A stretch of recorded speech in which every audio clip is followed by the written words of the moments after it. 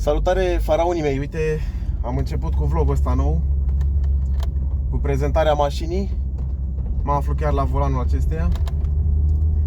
Dăm așa o turică, un POV, cum s-ar zice, să fie bine. O să ajung într-o locație în apropiere aici, să fie un pic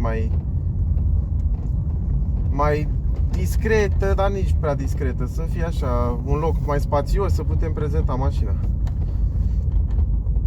Și o să fie mișto locația. Ce vreau să vă zic? Vă las cu cadrul ăsta așa frumos. Vă bag o muzică pe fundal până ajung în locație.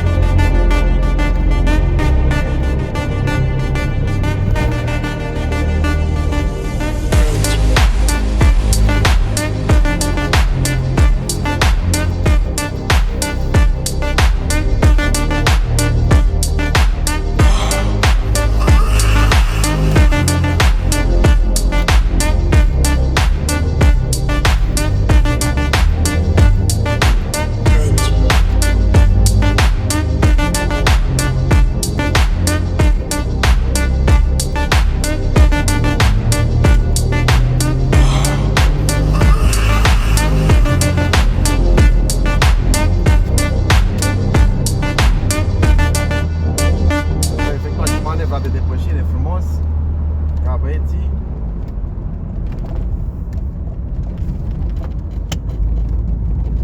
Se cam mișcă camera, e pusă pe un suport din ăsta așa, gen e de cap normal. Și l-am pus pe tetieră. Sper că se vede ok, eu zic că se vede super. Stă destul de fix.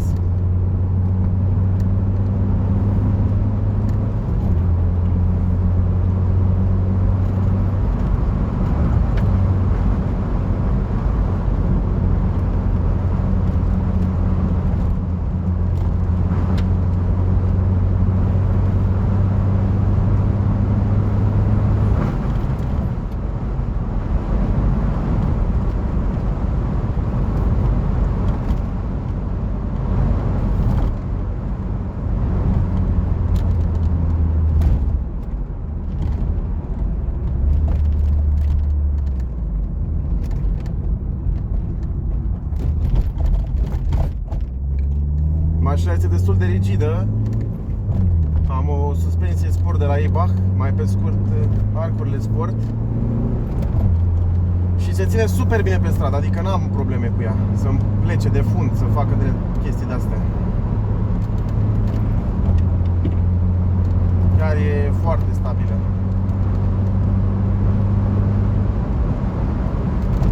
Avem și semafor. Ca băieții frumos pe avarii.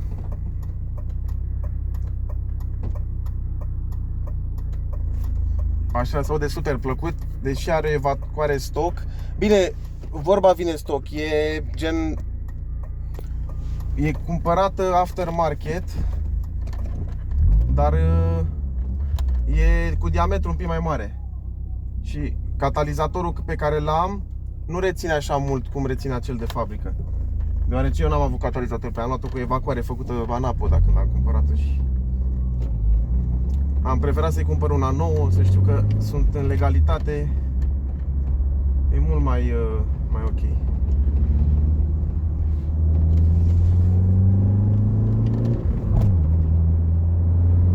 Imediat ajungem și în locația respectivă unde vă voi prezenta mașina. Să fie ceva frumos. Sper să vă placă, să apăsați și voi butonul de like, un share acolo, un subscribe, ce vreți voi. Să mai facem. Să mai facem să fie bine.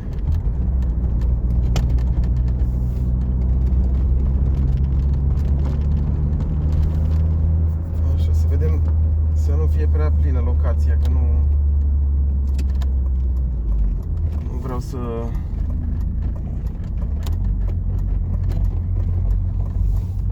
vreau să am sunete și zgomote pe fundal aiurea. Vedem, dacă e plină, schimbăm locația. Fără nici cea mai mică problemă.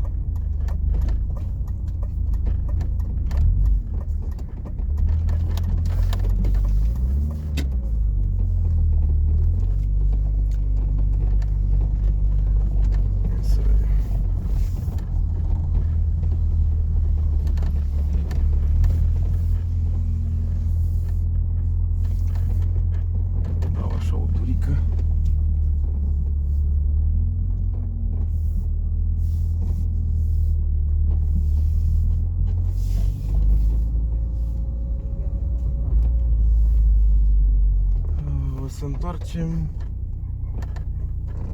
O să mergem în altul.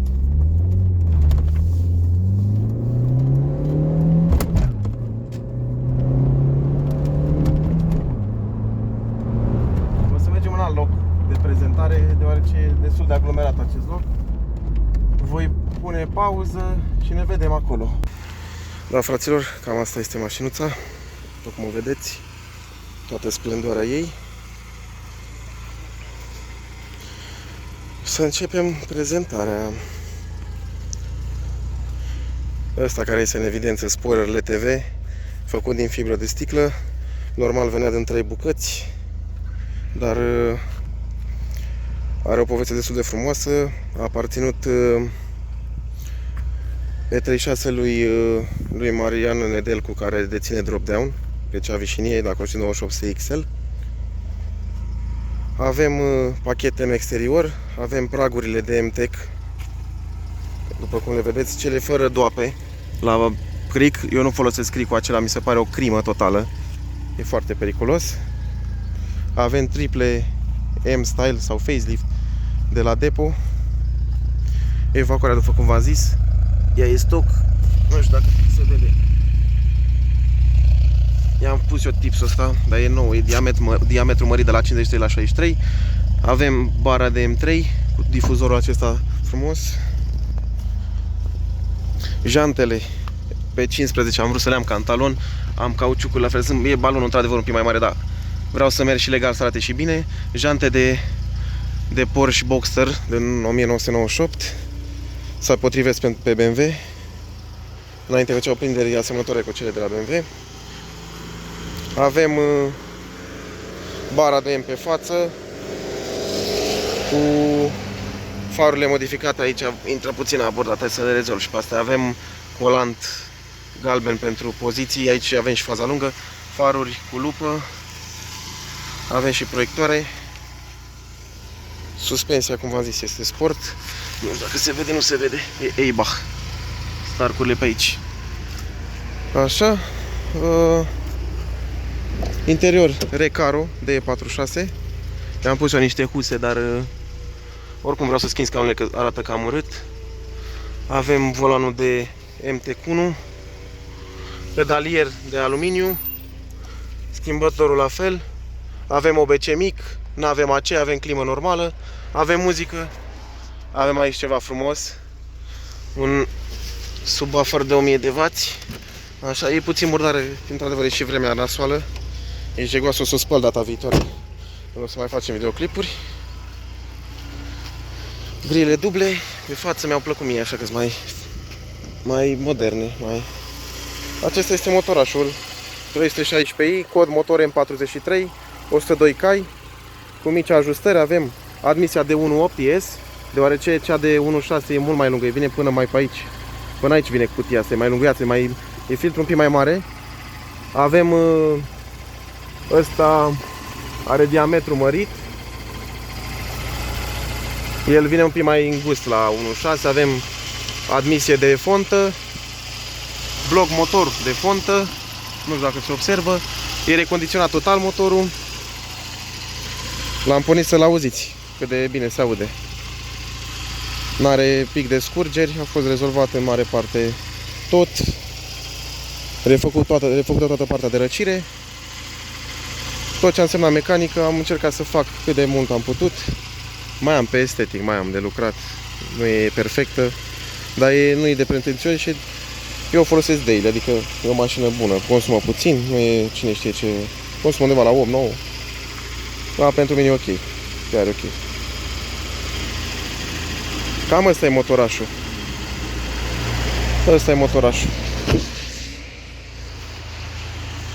Revin cu POV la volan. Asta e mașinuța, ce să vă mai arăt. Trapa electrică, cu mici probleme trebuie să o rezolv. Sunt rupte brațele alea de o ridică. Portbagajul e încuiat că am uitat să-l deschid. Eu de obicei îl țin încuiat, nu prea. Avem aici subwooferul ăsta frumos. Niște tetiere făcute de mine cu două pernuțe de nitro, frumos, la fond negru, stâlpi tot. Deci mașina per total arată super ok. Trebuie spălată oricum, a fost curată, dar fiind vremea asta urâtă, n-am avut ce să-i fac. O să revin cu cadea din interior. Bun, fraților, am revenit din mașină, o să mai dăm o tură și o să încheiem videoclipul. Vreau să fac și cu alte mașini prezentări. Ia auziți, se aude bine.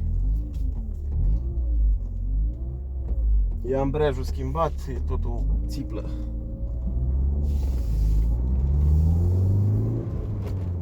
Mașina merge super, deci jos pălăria.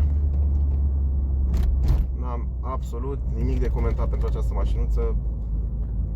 Ăsta a fost visul meu de când eram mic, de la vârsta de 14 ani, 13 ani. Am văzut-o prin jocuri.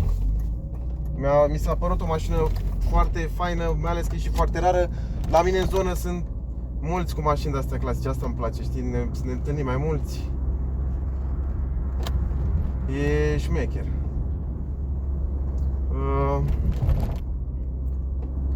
Ce vreau să vă zic?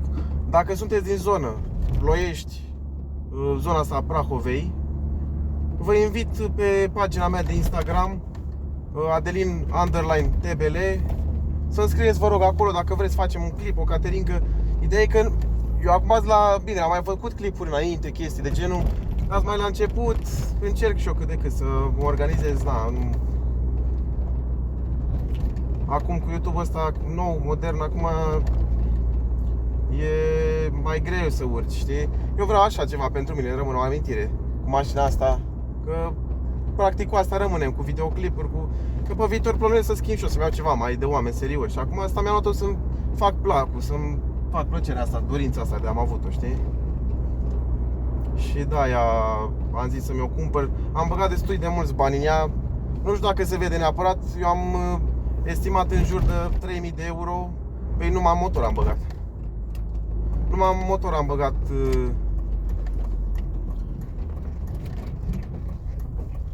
2000.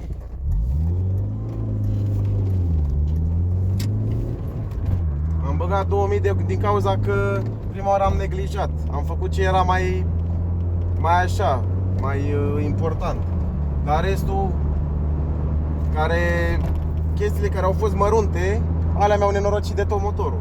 În sensul care mi-a pocnit chiuloasa. Prima oară am reparat pe aceeași chiuloasă. Am dus-o la rectificat. Mi-a fiert motorul. A doua oară mi-a explodat direct. N-am mai avut ce să fac chiuloasa. Asta e.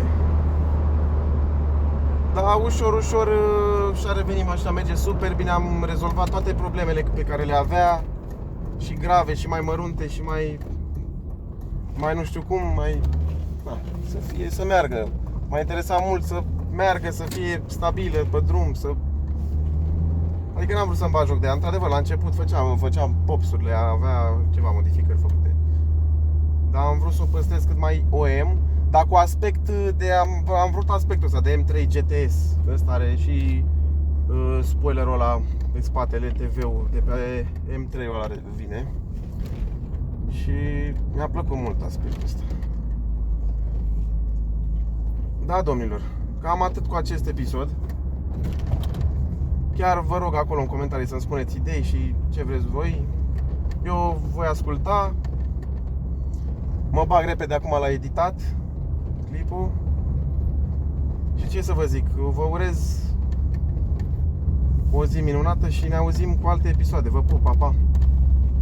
Și încă ceva, fraților, am uitat să vă menționez faptul că dețin un server de Discord, se numește Palm Community. Mai mult o comunitate, nu pot să numesc server, da. E o comunitate unde stăm și ne jucăm împreună. Suntem vreo 400 de membri, plus minus. Și suntem în căutare de staff, de oameni care să ne jucăm diferite jocuri pe calculator.